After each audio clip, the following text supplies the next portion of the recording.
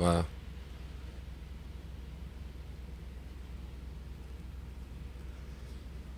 I'm a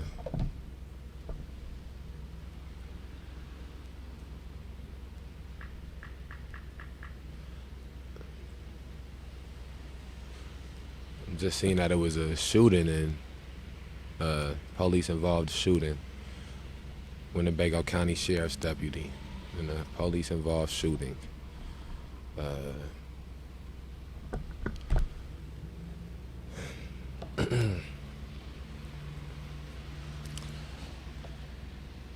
It's crazy how we can be out here for something, and one of the things that we've talked about while being out here is the inevitability that it'll probably be another police involved shooting before we get out of here. And here we are, police involved shooting. So let's see how this pans out, see what kind of information starts coming out, and here we go again. And that also makes me think about we're reading this a peculiar indifference book today. That's what the book was. And I don't know the ethnicity or the color, the anything like that of the person who was shot, and I'm not gonna make no assumptions or presumptions. And it's, to me, in my opinion, it's honestly irrelevant to the point. The point to me is that we have an institution of violence. That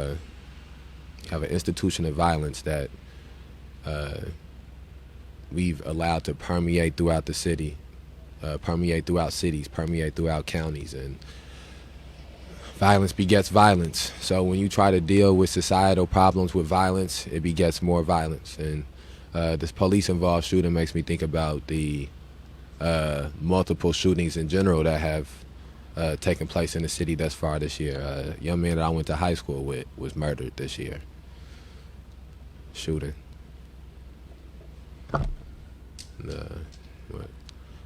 Been a couple mass shootings in these last couple of weeks here. Multiple people being shot. Mass shootings in Chicago that was spoken about, was on the news, made newspapers. There was a mass shooting in Chicago,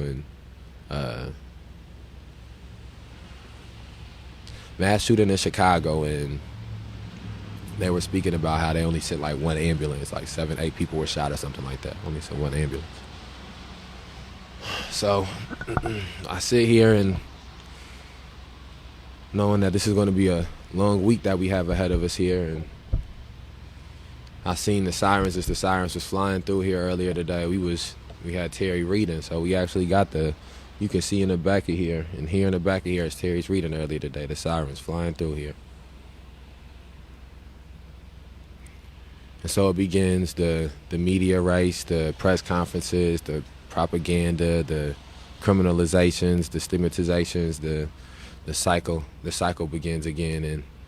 And we got to ask ourselves is, when will enough be enough for all of these issues? I got this right now. This live is named Cast, and reading a cast, and I can find myself in a place where I feel like I can read Cast right now, or I can read a book right now. I want to exit out of this live and name it something else and share it, but I would do that in hopes that more people would watch it and more people would pay attention. So I would have to name it something. Not have to, but I would name it something that's involving, another police-involved shooting, or another Winnebago County shooting, or something like that. And then a bunch of people will go and hop on and watch it, and get a little bit more traction, a little bit more views, and maybe depending on how things from the information comes out in the situation, and more people go back and watch it or whatever. But the problem is that we don't care about these things until they've manifested fully. And that's something that I've been guilty of for the entirety of my life up until 10 months ago. So I don't judge anybody else for, I judge the system. I judge these institutions that have normalized death. I judge our entertainment. Our entertainment has normalized death. Our video games and our music and our movies and our books, and I love free speech. I love freedom of speech. I love freedom of art. I'm not trying to limit any of those things or say any of those things shouldn't exist. I'm not gonna stop listening to music that has violent themes in it, or stop watching movies that have violent themes in it. But I think what we have to start doing is we have to start asking ourselves. We got to start asking ourselves, how much of some of these things are we responsible for? You know, how much of some of these societal issues that keep reoccurring are we responsible for? How much of the society is responsible for mass shootings in this country? When a country is created off of genocide of a people, when a country is created off of when a country is created off the abduction of a people, when a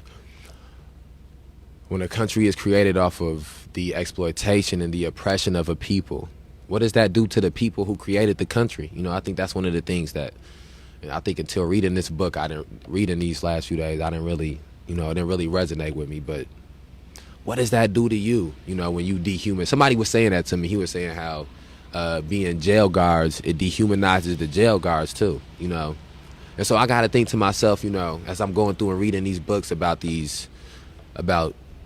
specifically the issues that black people have dealt with, you know, in this country and in this nation, I have to think to myself, just like I think to myself, what has this done to my father and my mother and my grandfather and my grandmother and my aunts and my uncles, and what has it done to what will it do to my sister, to my son and my, you know, cousins, younger cousins and things like that, and friends that I have. And then I think this is the first time I'm thinking to myself, what has it done to their brothers and sisters, and to their cousins, and to their aunts and uncles, and then to their fathers and grandfathers and great grandfathers? How much hatred can you hold on to, and how much violence can you work until it makes you just as inhumane as the thing that you feel like you're you know, perpetrating this violence against? You know, and we get into a society where we can't even measure the amount of people who get murdered a day in the nation, in the country. We can't even measure the amount of people who get murdered a day in the state.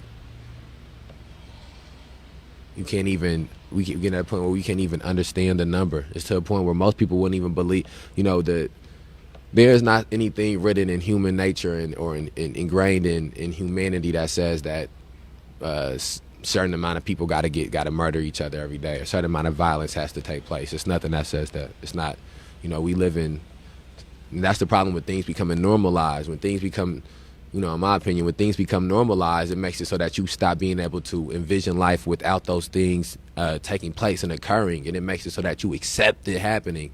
You accept those things taking place. We accept the amount of people who are whose lives are cut short for no reason other than the fact that there's a proliferation of weapons and guns out people's hands. And we, you know, if we spend as much time and as much care on guns and violence as we did, if we spent that same much time and energy and care into people's mental health and into people's living circumstances, and into making sure people getting 3 meals a day and making sure people got a place to sleep, if we put that same energy and effort into those things, how many more people's brothers and sisters would be alive today? How many more people's mothers and fathers would be alive today?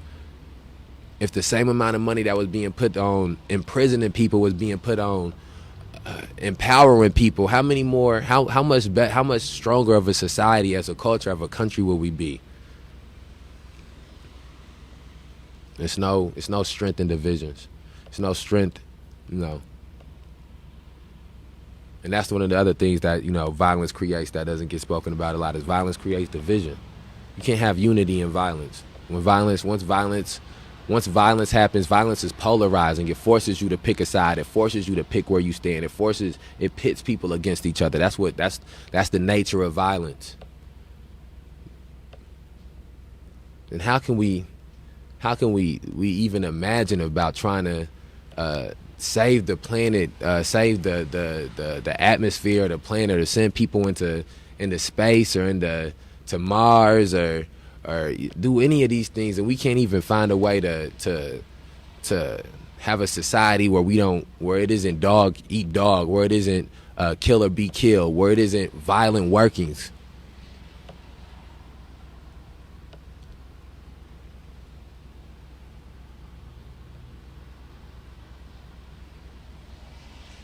there will be a time, and it is a time now, depending on, I guess, what country you live in, and when people look at the carelessness of life that this country has, how little this country cares about life.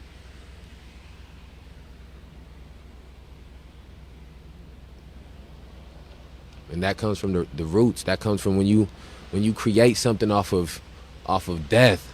When you try to create something off of death, it's one thing to create something off of destruction, but when you try to create something off of death, it's everything, to create, two things can't occupy the same space and time. So, sometimes you have to destroy to create, but death, you don't have to invoke death to create. And that's what this nation was birthed on. It was birthed on death. And at every turn, it has capitalized off of death. And at every turn, it has monopolized off of death.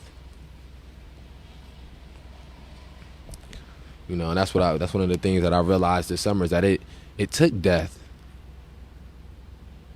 Think about what happened to Rodney King. I want you to think about what happened to Rodney King. Think about that. It was 1992. Fast forward to George Floyd. Both videotaped. 30-year difference? 30-year difference? Maybe something like that. Think about all the times when it wasn't on videotape, or think about all the times when it wasn't a big news story, or wasn't the right person at the right time, and it wasn't a pandemic and things of that nature happening. And here we go again, where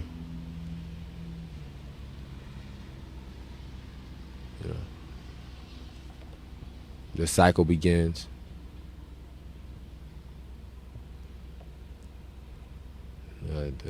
The seeds of division begin. You can start going through comments, and you can start people anticipating what,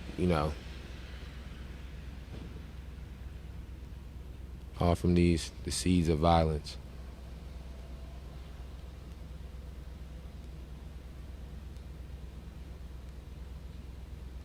A 13-year-old boy killed by the police in Chicago. His mother's supposed to be viewing the body camera video footage this week coming up. Tyrus Jones' mother still ain't seen any video footage of what happened to her son. But because Tyrus Jones was arrested and was accused of committing a murder, being involved in a murder, the community and society deemed that they would withhold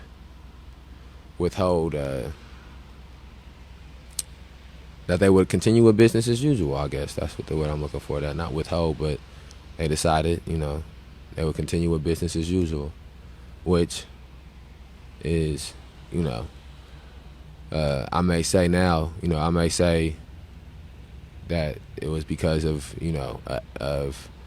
charges that he had, criminal charges that was brought up against him. Charges that was brought up against him. But the truth of the matter is, we have light poles filled all over this, say their name square, of people who they were killed, and then people went back to business as usual.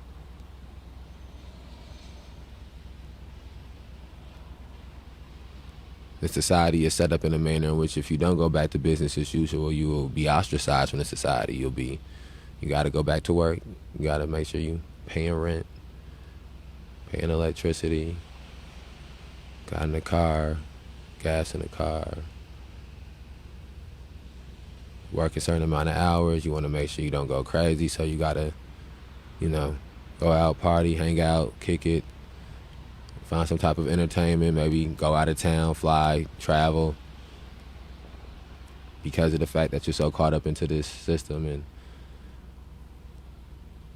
you got kids, or family, you want to make sure you showing them enough attention to your family, enough care to your family, and you're not letting your family become, slip through the cracks. And, your family are people too. They've been traumatized and victimized too. You got to care about them, got to take care of them. So you got to go back to business. You got to go back to business as usual, or you may end up as the person on the light pole, right? I think that's I think that's the thinking. I ask myself that. When do I go back to business as usual? Stay out here for 2 years, 3 years. Reset every time somebody else gets shot by the police. Is that what we do? That what I do? Oh, they shot somebody else, so I reset, start over.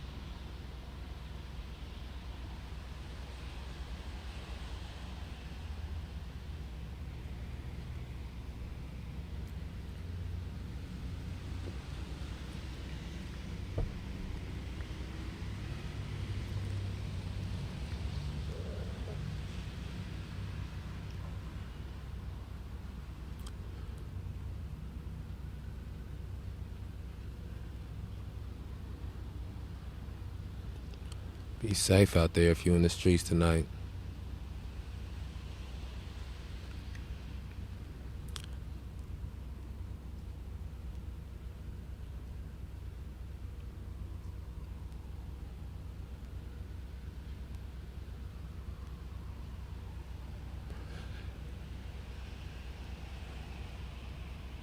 For anybody who don't know, it was a shooting in Rockford today, a police-involved shooting. Winnebago County Sheriff's deputy, I believe. I don't know all the information. And what we have been doing is we have been doing an ongoing teaching where we have been reading different books and trying to get people to understand the severity and the gravity of the situation that is police terrorism, mass incarceration, and racial injustice. And we're on day 10. Last week was police terrorism and mass incarceration week. This week is racial injustice week. We were reading Peculiar Indifference. We finished that earlier today, and then I had started back reading Cast because we didn't finish it. However, I just seen that it was a police-involved shooting. Someone sent me a message telling me it's a police-involved shooting. That's 6 months. I think it's about 6 months since the last one. What's the date? October 2nd was last one in this city was October 2nd. We got another one here, April 10th. We got don't know any of the information. We'll see as the days, weeks unfold how much of the information comes out and what people are saying. But here we are again in Rockford, Illinois with another police-involved shooting. And so I was just speaking about how I don't know if I'm going to go back to reading this book again. Let me I guess I'm sitting here talking, so let me share a few things. I don't know if maybe this is the right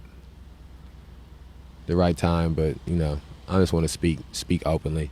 I remember when Tyrus Jones was shot, somebody inboxed me, and a few different people inboxed me, and one of the things that they said was that be careful how you do this. Be careful how you do this, or be careful how you proceed with this, or hearing things. He may be involved in this. He may be involved in that. Things here, there. Basically, like I guess character.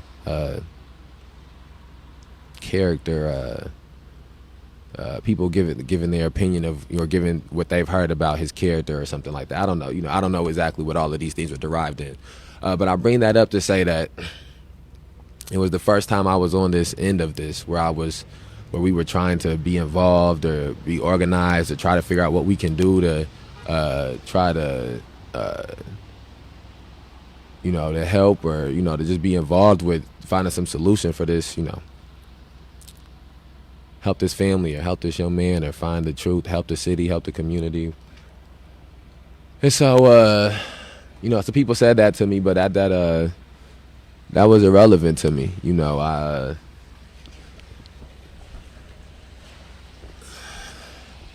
Of course, because of institutionalization, when these things happen, I find that I'm always thinking to myself like, oh well, what did the person do for this to happen to them? Well, let's find out. Well, the person must have this, because that's how the institutionalization works. Is you think, well, the police officer must be in the right, the person who the police officer shot must be in the wrong, and something happened to the police officer, then the person who, they must be in the wrong. And again, I'm not sitting here giving any kind of opinions or giving any kind of statements. I have no information on this case. I have no information at all. I'm just sitting here and telling you my recollection of the last time something like this took place, which was 6 months ago. So basically, people were saying, and this is not like a plethora of people. This was just a handful of people, and I don't think that they meant any ill will or anything negative. I think they just were trying to say, tread lightly, but tread lightly because of who he is, who he was, or who he thinks he may be accused of, or because of how the situation was. I think a lot of the tread lightly was he ran, him running from the police. People thought that, people don't, can't run from the police. If you run, then it's, it's like it's okay type of thing. And I remember I talked to Terry, and me and Terry talked, and before it was even any type of, and I'm trying to choose my words carefully, not because of lack of honesty, but or lack of transparency, but because of, I think we have to be accountable for our language and our words. And so I want to make sure, I'd rather take my time saying it and say it right than rush saying it and saying it wrong. So basically Terry's mindset was that it doesn't matter what happened, or what he did, or how people may view his character. The police shot him in the back. At the time, I don't think we knew he was shot in the back. We just knew the police shot him, and that's the only thing that matters. Nobody is going to speak for someone when they get shot by the police. If something happens to the police officer, or something happens to a person and it's done to them and it's not done by the police. There is people that gives a voice to it, that gives a voice to these things. When it's done by the police, there's no one who give a voice to it. And so I think that how I've interpreted that and how I did interpret it is that it doesn't matter what happened. This person was shot. This person shouldn't be shot. If we didn't have if we didn't have policing in the manner in which we know it, everyone would no one would have been shot. No violence would have needed to take place. And so I felt the same thing when I seen the picture of Denzel for the first time, and that's how deep the institutionalization works, where I thought to myself, well, what happened? What did he do? How did he get in this situation? And then again, I can catch myself and, reshape my mind, but that's how the institutionalization works. And of course, as time went on, we heard more about the Denzel story, and we spoke to Denzel's family, and of course, I want to make sure I'm being clear that in these thoughts, these are like, I'm telling you my firsthand thoughts. These are never like a justification. I'm never thinking to myself, well, something they did justified it. I'm thinking to myself, well, what happened? And unless, I guess, again, layers of honesty and transparency. I think that's one of the things that I'm trying to work my best on doing. But the truth of the matter is this, that the situation has to be presented in a certain manner for anybody to care about you or care about what happens to you if the police do it. You need to have the situation, you need to have been as least aggressive as possible. You need to almost be completely victimized for people to care.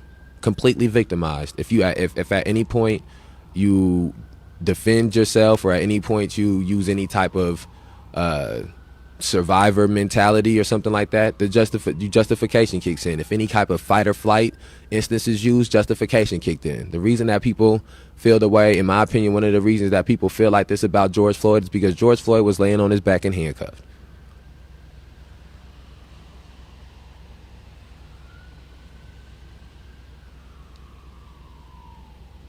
They shot little Tamir Rice the second they pulled up to the park. Second he pulled up to the park.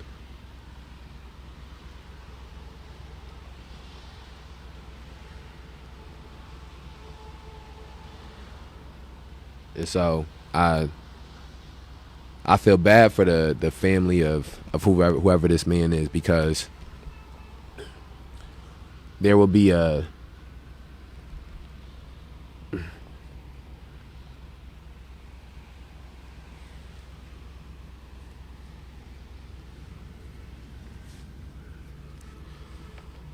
an outpouring of care for and concern for the police officer or the officer, as it should be. I'm not saying that I think that all life is precious, no matter whose life it is. I think that all life is precious. I think that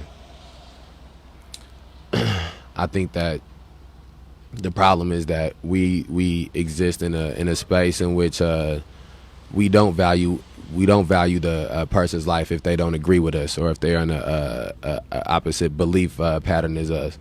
Oh no, I'm good, man. I appreciate you, man. Thank you. You take it easy, man. Stay dry out here. Thank you. And I think that's part of the problem. You know, when someone disagrees with us, or someone's just on the same page as us, you know, it's what happens to them doesn't matter anymore. Which is something that I've struggled with as well. Because you can be so angry, you can watch these police officers and do these things and not have any type of accountability for them, and have nothing happen to them for them. They can do whatever they want. It's no consequences for it, and it makes you angry. You know, it can create that hatred once you can see it and once you know it, and it makes you not care about what happens to them in the same manner that, you know, they don't care about what happens to you.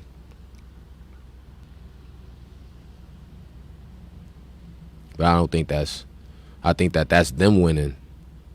That's being drugged down. I think anytime somebody pulls you down to the place that they exist at, they win that. I say that I hope that it's people that's there for the family of the man who apparently was shot by a county sheriff, a Winnebago County deputy. I hope it's people that's there for that man's family. I hope it's people that's there ready to be strong for them, and prepared for the fact that whoever their loved one is will be criminalized, and if he's done anything wrong in his past, it'll be brought up and used against him, and if anything happened in the situation that they can use against them, that'll be used against them, and that's where we at. And we go through this cycle again. And the same thing, like I said before, I think is just as detrimental to the police officer, and to the family of the police officer, and to the people on the other side of the spectrum as well. Dominic McNeese has shot a man that he said he thought he saw a gun on, contributed to the beating of another man that he said he thought he saw a gun on. You think that man is mentally stable and mentally healthy, and is walking around with the same type of healthy, productive conscience as as other people? I don't want to say normal, but no, you can't be you're not mentally healthy after you attempt to kill somebody, and then and 6 months later you mentally healthy. No, that's not how it works. You help contribute to beat someone half to death, and then 2 months, 3 months later no, that's not how it works. These police officers are put into these situations, a lot of situations that they shouldn't even be put in. That's one of the things that people, I don't think, understand either. Is a lot of these situations they shouldn't be put in. They say those things. We agree to that. Put in these situations they shouldn't be put in. That should be put to people who have the actual capabilities to deal with some of these things. And then because they're workers of violence, they work violence in these situations everywhere that they go. And because they're workers of violence, they see every situation as a possible violent situation, and so they go into it with a mindset of that is a resort that they will use. You can't be healthy going through your life every day for 40 hours, 50, 60 hours, and working violence and being prepared to kill somebody all the time. Being prepared, thinking that it's kill or be killed, is a shoot or be shot, and then expect this person to just, take the badge off and just, be regular Joe Schmo. That's not how these things work.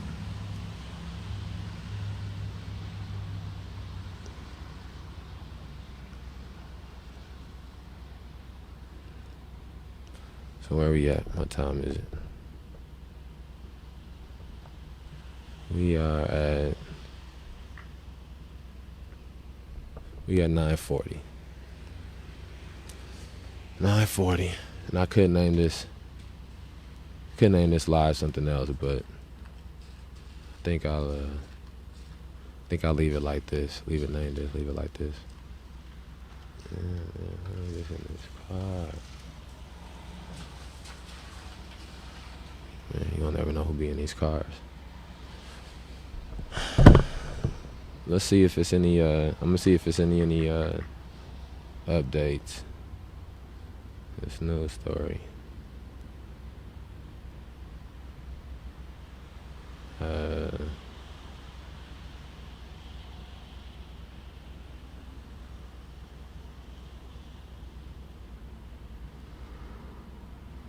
Just gonna see if it's anything else. I don't see nothing else. It's been sirens all day though. Again, for anybody that's just popping on, another officer involved shooting in the city of Rockford.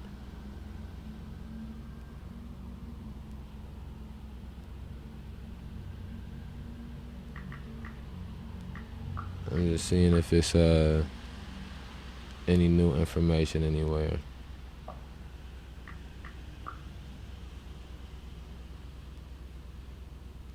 I seen the news story that I seen was from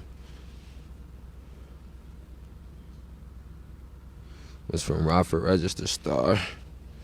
Let's see. Deputies responded to a call regarding a domestic disturbance about 5:45 p.m. at a home in the 2100 block of Bellward Drive.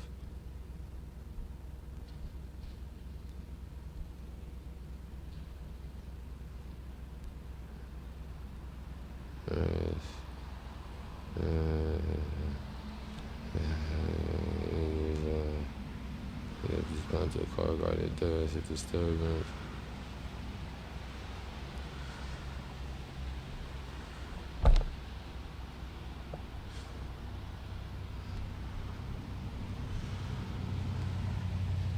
I'm trying to decide, do I keep the live going? Do I end it? What do I do?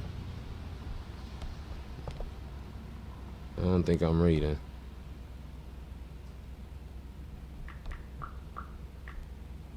I think I'm gonna end it. I'm pretty sure we about to have a very long week coming up here.